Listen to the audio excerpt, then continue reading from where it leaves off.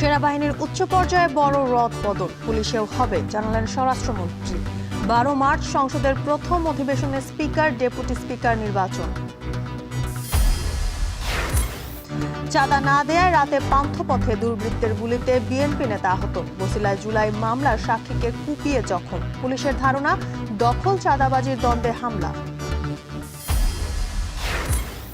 Councillor ও মেয়রের মেয়াদ শেষ হওয়ায় চট্টগ্রাম সিটি কর্পোরেশন নাগরিক সুবিধা পেতে ভোগান্তি। স্থানীয় নির্বাচনের প্রস্তুতি নেতাকর্মীদের। রমজানেও সামাজিক নিরাপত্তা থেকে বঞ্চিত পথশিশু ছিন্নমূল। ভাগ্য বদলাতে সব শ্রেণী পেশার মানুষকে এগিয়ে আসার আহ্বান সমাজবিজ্ঞানীদের। ন্যূনতম বেঁচে থাকার জন্য যেটুকু পুষ্টিকর খাবার দরকার সেটুকু তারা পাচ্ছে না।